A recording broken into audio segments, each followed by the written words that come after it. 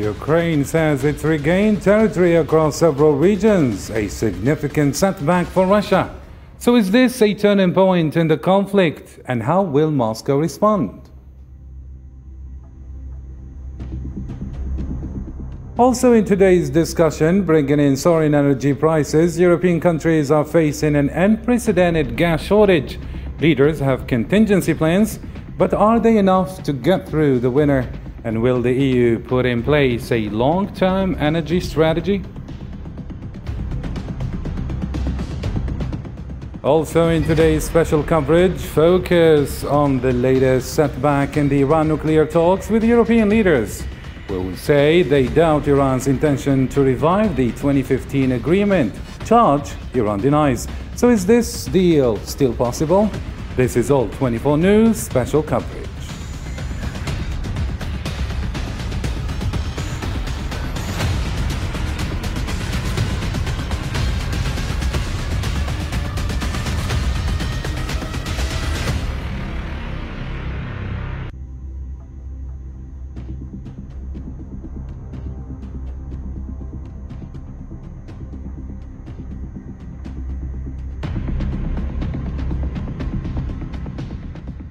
Hello and welcome to the program. I'm your host, Karim Zachary. And before we bring in our guests, we have this latest as the Russian military operation in Ukraine has reached its 201st day.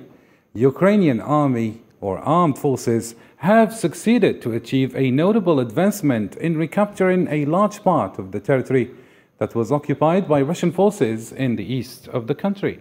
Authorities in Kiev are claiming that major gains were noticed during a surprise counter-offensive that was widened across the eastern Ukrainian region. If we have the report, let's listen to it and then we come back to discussion. Ukrainian troops retook a wide swathe of territory from Russia, pushing all the way back to the northeastern border in some places, and claimed to have captured many Russian soldiers as part of the lightning advance that forced Moscow to make a hasty retreat. After the successful actions carried out by the defense forces in the Kherson direction, the enemy suffered significant losses in manpower. According to available information, the 810 Separate Guards Order Naval Infantry Brigade lost almost 85% of its personnel. Russia said it was pulling forces out of the Ukrainian towns of Balaklia and Izium, located at crucial points on the supply routes for the campaign in the eastern Ukrainian Donbass region. Ukraine had already claimed the capture of Balaklia in what it said was a lightning advance into Russian-held areas south of Ukraine's second city, Kharkiv. A local Russian administrator had announced that civilians were being evacuated as Russia's offensive lines were breached and other nearby towns came under heavy pressure.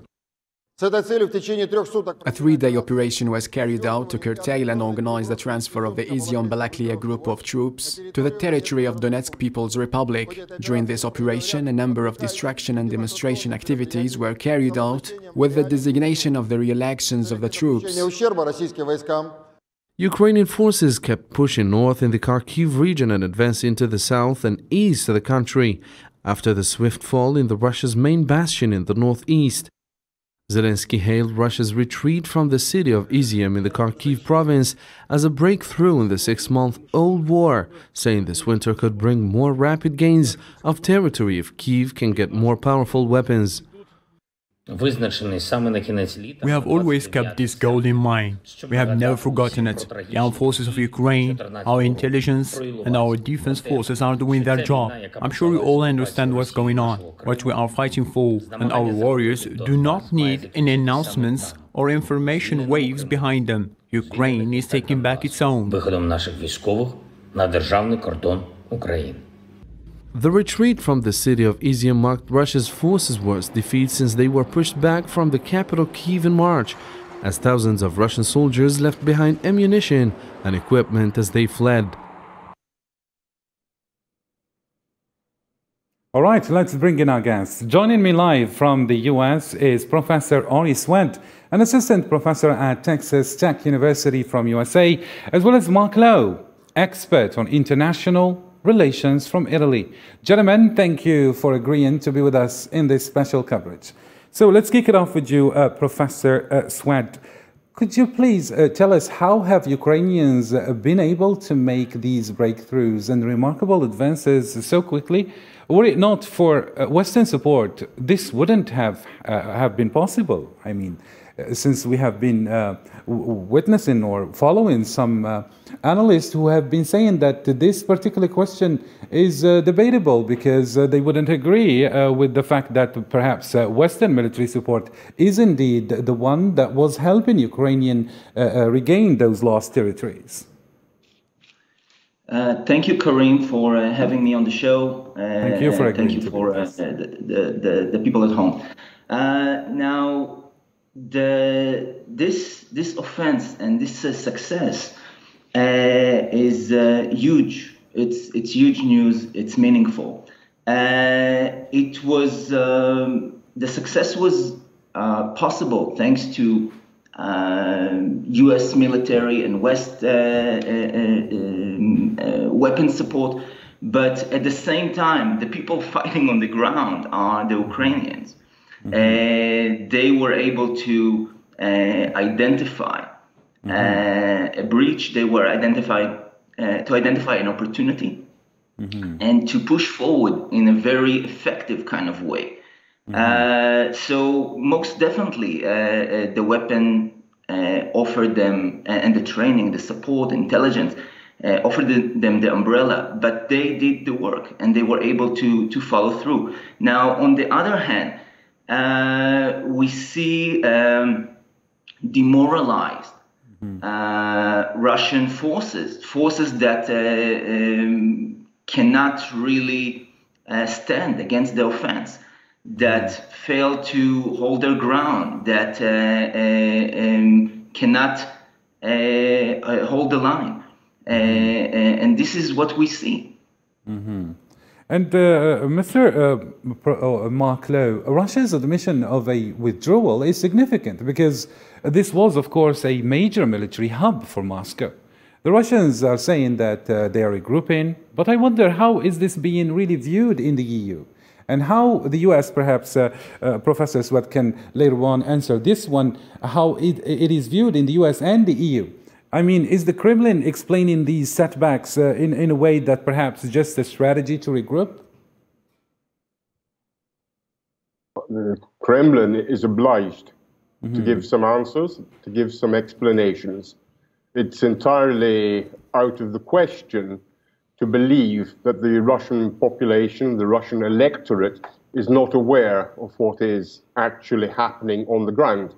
For however much the media can be controlled by the Kremlin, information will always filter through. So it is absolutely essential to give a strong message to the Russian electorate, and also to give some form of indication to the rest of the world that Russia is on top of the situation. But in terms of how this is viewed in Europe, I think we have to go back a couple of steps and raise the issue of the unspoken, the unpronounced hope that this special military operation would finish with the Ukraine accepting that Russia had invaded and had taken possession of a large part of the east and the south. Now, Ukraine has always been supported militarily and financially by a number of European countries, but this was an absolute obligation. But I don't think that anyone ever hoped that this conflict would last as long as it has actually lasted. The objective was to give Ukraine the opportunity to defend itself, and the unspoken hope was always that the Ukraine at a certain point would accept what was considered the inevitable and reach some form of negotiated settlement with Russia. So with the Ukraine being so incredibly successful in this counter-offensive, the fear in Europe today is that this will push Kremlin and will push Putin into deciding on some form of radical action. Now, nobody ever wants to pronounce the worst of fears, which of course is the use of a small tactical nuclear device, which is absolutely the worst of fears, and one which nobody would ever want to see. But today in Europe, there is a fear that Ukraine's very successful advance will put Putin onto the back foot and will be the cause of some fairly radical change of strategy, something that he is more or less obliged to do.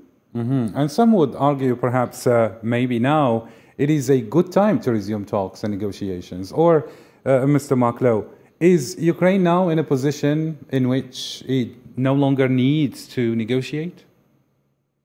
Negotiate is an absolute requirement, because with every passing day there are people that are injured, there are people that are killed on both sides. So negotiations to end these hostilities are absolutely auspicable. However, that said, Zelensky has also been extremely clear in saying that there can be no form of negotiations until Russia leaves Ukraine completely, which begs the question of how much longer is the Ukraine actually prepared to insist on its counter-offensive, and by consequence, how much longer are the Ukraine supporters prepared to assist and to support the Ukraine in these counter-offensives and counter-measures. So I think that we are not in a position whereby we can discuss any immediate negotiations of any manner whatsoever. Very nice indeed. Professor Oriswed, your response? So we need to take into consideration that when we talk about war in Russian perspective, it's not just fighting on the ground, it's also shaping public opinion. The information dimension matters. And we start seeing voices that discussing negotiation, which this is something that is into Russian advantage, because Russia really wants to have that pause in fighting. They are not doing that well. They exhausting their manpower. They need to find time to get some time to regroup. So they want some sort of pause. They want some negotiation. And they play the information card as well in terms of bringing voices, encouraging voices in Western countries, in the countries that that apply the sanctions, that supply the arms, saying maybe this is a time for negotiation, or and more than that, there are even those voices in the United States saying, Ukraine is doing well now. Why do we need to keep on spending money on them? This idea of trying to reshape the narrative to sap the Western support and the sanction regime is part of the game. It's part of the war. It's part of the process. And we may want to pay some attention to that as well. Very nice indeed. So the war in Ukraine has significant repercussions, on top of which is the energy crisis. And that's today's second chapter in our All 24 News special coverage discussion right after this.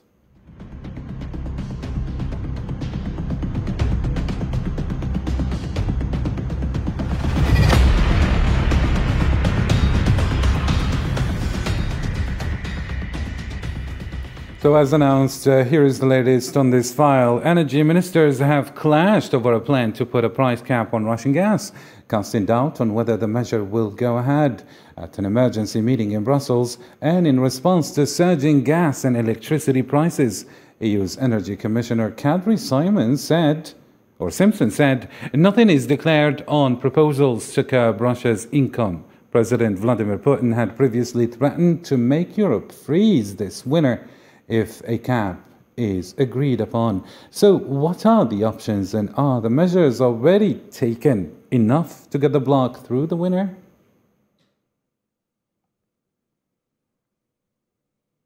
Back to you, Mr. Marklow. The European Union is proposing a cap on the price of Russian natural gas, despite Vladimir Putin threatening to cut off supplies for any market that does so. What do you think about that? Well, this is a card that Putin can play very, very much to his advantage. Europe is very, very much dependent on Russian gas. A lack of supply has already caused enormous problems. Any further lack of supplies or any complete abandonment of gas supplies from Russia will be absolutely disastrous. There's absolutely no issue on that at all. There's no point debating this. We are in a very, very bad situation indeed. We're also, as the European Union, anything other than united. If anything, what has united Europe in this moment is fear. But unfortunately, every single European nation has its own specific and particular interests, and very, very rarely do they coincide. So it is extremely difficult to reach any form of overall consensus. And this is, unfortunately, but it's the truth, this is yet again an example of how, unfortunately, the European Union is anything but united. In theory, it's a very, very powerful economic and potentially powerful political bloc, but this is not what is being demonstrated in this moment at all. So the European citizens have a very cold winter to look forward to indeed. And just to close, in regards to gas reserves, we were hearing a lot of talk about Italy, for example, having almost 90% gas reserves for the winter, other European countries managing to stock gas supplies for the winter. But once these supplies run out, what do we do? You know, gas is not oil. And here we see, for instance, a European Commission President, excuse me, to can your train of thoughts, Mr. Mark Lowe. And just to follow up on that, European Commission President Ursula von der Leyen has asked energy ministers to consider imposing a windfall tax on companies that have reaped the benefits of high oil and gas prices. What other options amongst this one, or including this one, are the ministers really considering? Sorry, beg your pardon. No, please go. I'll be very quick. I don't see any particularly interesting or convincing discussions taking place in Europe at the moment. Some of the more radical thoughts that have emerged are also quite obvious. For example, nationalizing energy. But it's been a long time since the energy sector was privatized, and it's very, very unlikely to ever be nationalized. But I mean, radical idea, but might not be such a bad idea. That said, I don't see any other particularly convincing solutions being discussed in Europe at this moment at all. Your response, Professor Ori Swed? So, Europe does not have too many options, and its toolkit of response is limited. The best hope here is that the winter won't be that bad. That's the best hope. But if I may link that to our earlier conversation, I think that we can expect to see the winter offensive, information-wise, building on discontent based on the energy crisis, prompted by real pain and real problem, but inflamed by Russian information campaign, as Russia's attempt to break the sanction regime, as Russia attempt to bring the alliance against it. So this is what we can expect. But Professor Ori, according to a leaked document to The Guardian, the European Union will back down from imposing a cap on Russian gas prices, and the EU will go ahead with taxing the surplus profits of energy companies. Why, according to you, would the EU retreat from this decision? And how do you explain EU member states that import large amounts of gas from Russia, including Hungary, Slovakia, speaking against this measure? Is there a better way to curb surging prices? And of course, if we have high surging prices, we see that the US is really taking this opportunity to sell its product to Europe. So, as mentioned earlier in the conversation, the European Union has a lot of members with different interests that try to hedge their bets. But even with the most radical changes, the infrastructure is limited. The amount of energy that can be stored, that can be delivered, is limited. So we return to this hope that the winter won't be that bad. If it will be bad, we will have to be very, very creative and find solutions. The United States has its own gas and energy and oil that they can deliver, but there isn't a very quick and efficient way to deliver those goods. So right now, we are in a period where the options are not that good.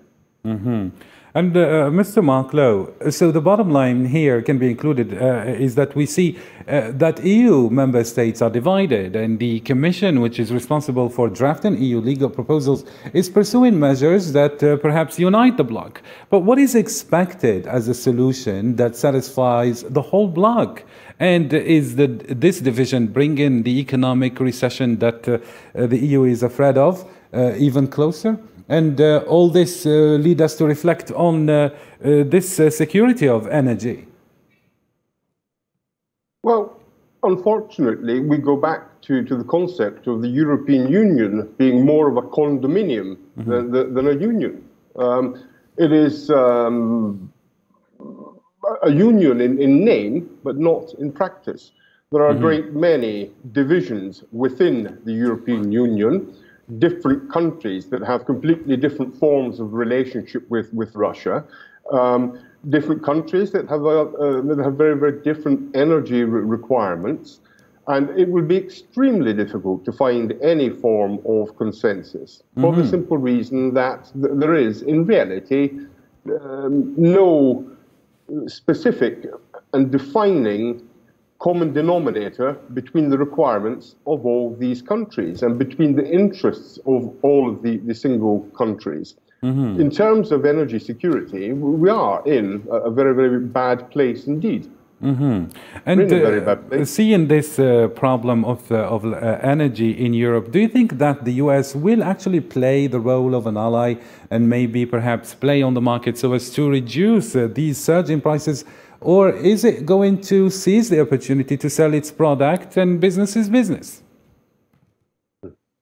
That's a very good question because it raises a very, very important issue. So let's go by degrees.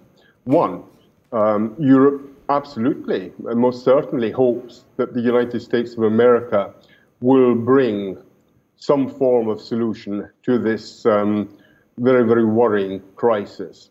Secondly, it is in the United States of America's interests to further consolidate its relationship with Europe. This is a moment in which we have Russia and China speaking quite openly about a new world order, a more just world.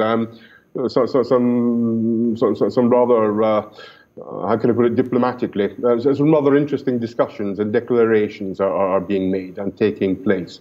But it would most certainly be in Europe's interest and in the United States of America's interest to try and address the energy crisis in a coordinated and joined manner. So this is part of the hope in Europe.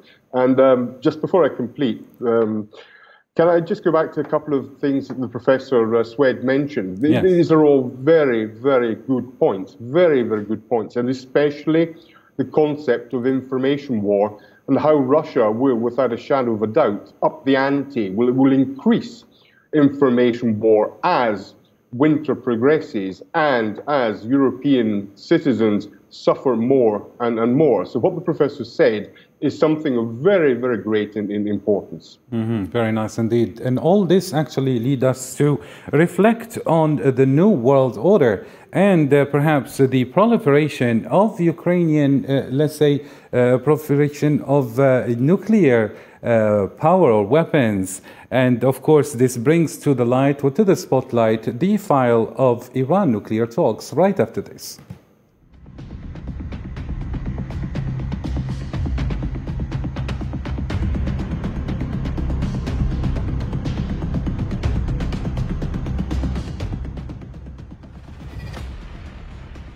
So here is the latest on the Iran nuclear talks. Nasser Kanani, the spokesperson for the Iranian Foreign Ministry, stated on Monday that Iran is prepared to work with the UN supervisory body to save a 2015 nuclear agreement.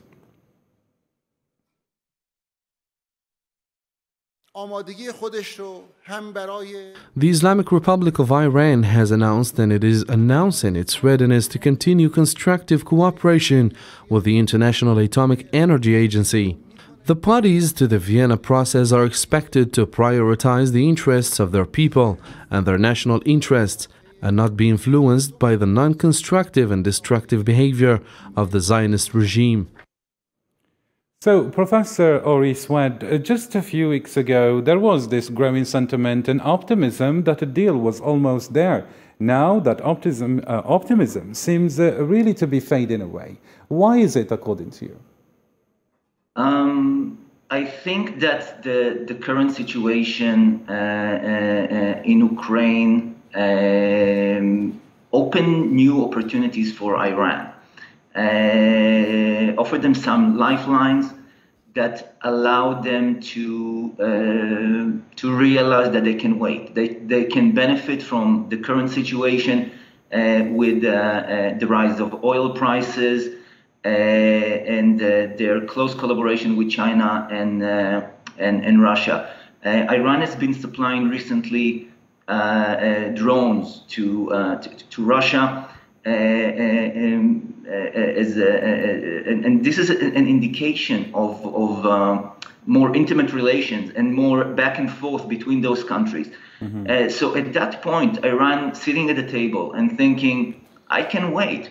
It seems that the other side needs me more. The West is in despair. It needs lower gas prices, and Iran knows it.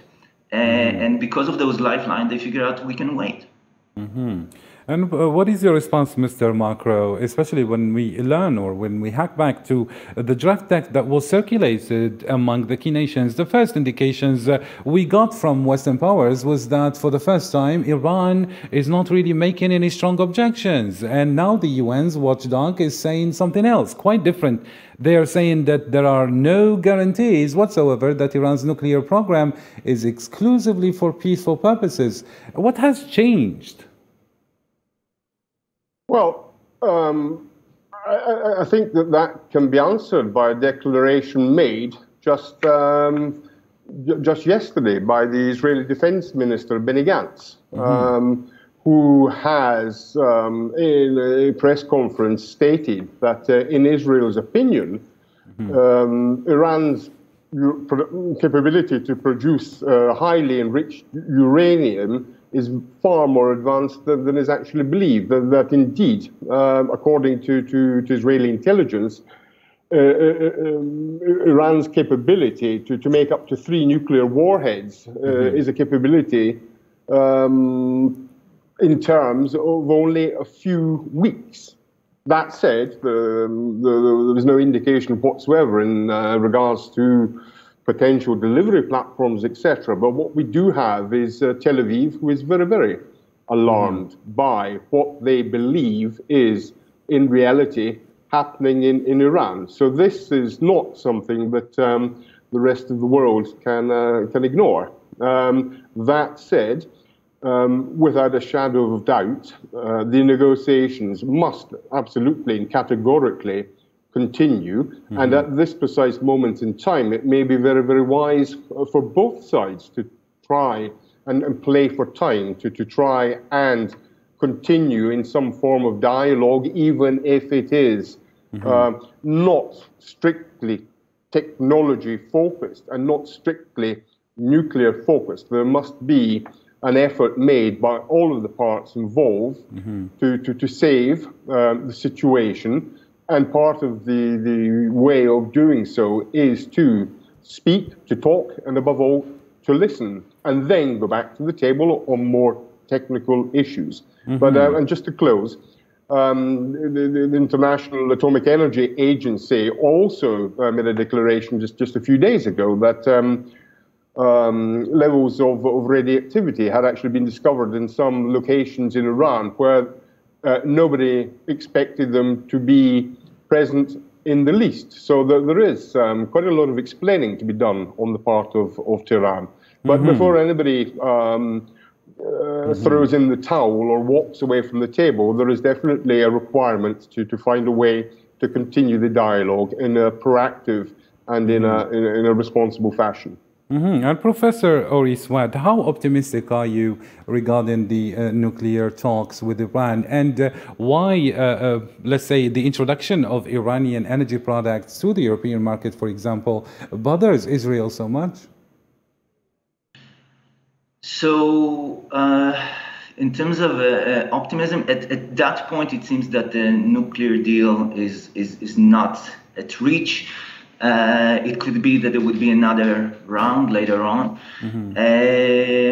But then can Europe wait that long? That's a great question. In terms of the current round, it seems that it is about to end without a result. But we have to take into account that there is a lot of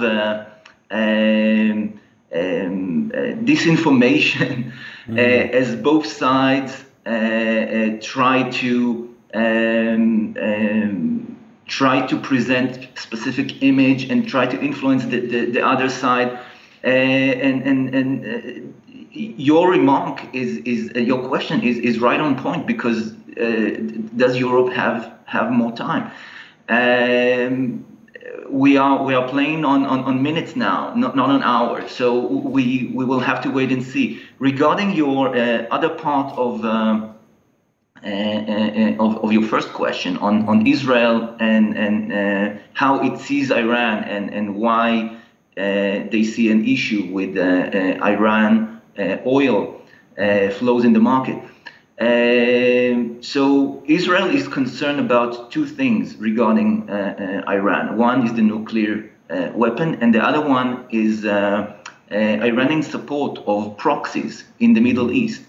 And they believe that the moment that Iran would be allowed to participate freely in the market and gain more funding from this activity, they will increase their support to those proxies that will destabilize the Middle East in Israel perspective. And what about you, Mr. Macro? Why do world leaders always wait until there is an urgency to act on something when first indicators are really there and available? Why communication between nations all the time or often fail? Now we see, for instance, the US wants reassurances, and the West in general reassurances from the part of Tehran. There is this option that sanctions aren't going to be lifted even if another president takes office in the United States, after Biden that is.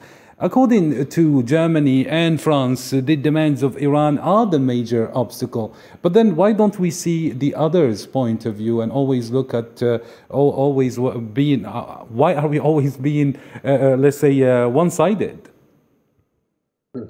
Well, you know, we have two of these and one of these. So what does that mean? It means that perhaps we should listen twice as much as we should talk.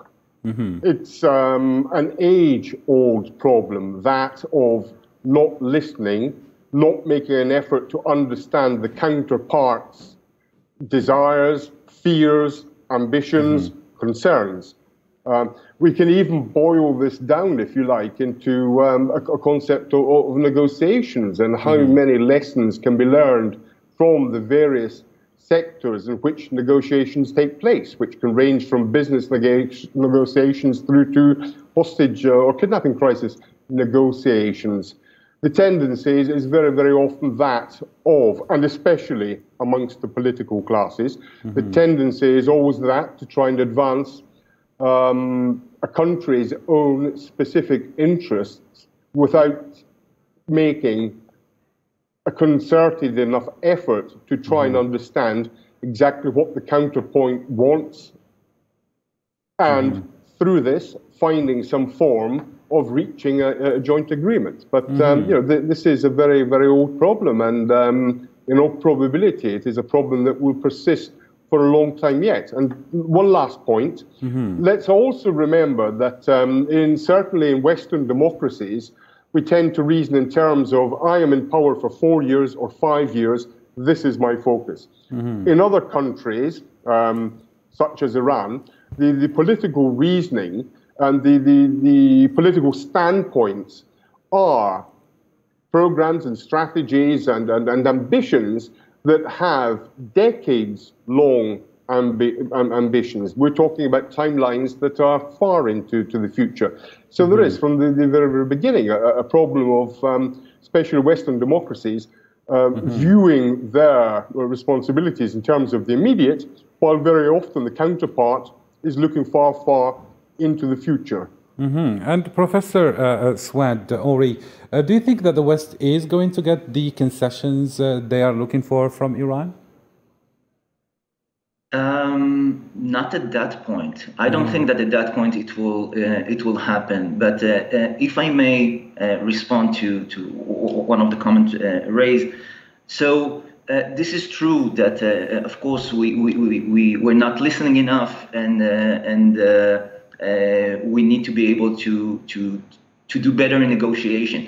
Now, having said that, it seems that for the most part, the international community is at peace. I mean, we don't have every country in fight with another country for a variety of reasons. So negotiation is the main currency today. Events like Iran, like Russia, are the exception. And we need to put that in perspective. And yes, we should pay more attention and listen more and try to understand the other side. But those cases are the extreme cases, not the regular ones. Yes, but Professor Ori, I mean, can we just conclude that it's always a war of ideologies that shake the very security of the world and the nations? I mean, can we say that perhaps reaching a peaceful world requires nations to make concessions and reach a compromise? Most definitely. Most definitely. There is always a clash of ideology, of interest. And there is always a level of compromise. Now, the places where compromise cannot be reached easily, like when we see with Ukraine and Russia, or with the Iran nuclear deal, this is where we have a more complex situation, and those situations can erupt into actual violence. And of course, the meddling of the West in so many parts of the world actually ended up with a lot of mess. Mr. Maklo, perhaps a final question. I mean, when we see, for example, the way the U.S. retrieved from the Taliban, or let's say from what happened with the Taliban regime. And now, can't we just respect perhaps one's culture, let them just rule by their own ideology, by their own perspective, by their own, way of seeing things, and perhaps just set some important, let's say, rules or law that actually governs everything else? Well, Karim, I think that we were both brought up and educated by our parents and our families and our societies to accept the concept that we must absolutely respect everybody, our elders, our family members, our communities, and indeed other countries. And that everybody is free to do or to believe absolutely anything that they wish until a point where they are damaging or harming or risking to harm somewhere else. And that is the point where some form of countermeasure has to be taken into consideration. But we live in a world which thankfully is varied, is very, very colorful, but unfortunately it's many, many colors and very, very many differences of opinions and objectives often lead to forms of violence. And, thank you so much, Mr. Maklo. The discussion is really exciting. Perhaps a different, let's say, edition, and we can expand further on that, on the war of ideologies. Thank you so much, Mr. Maklo. Mr. Ori Swad, this is the end. Dear viewers, thank you for tuning in. Bye for now.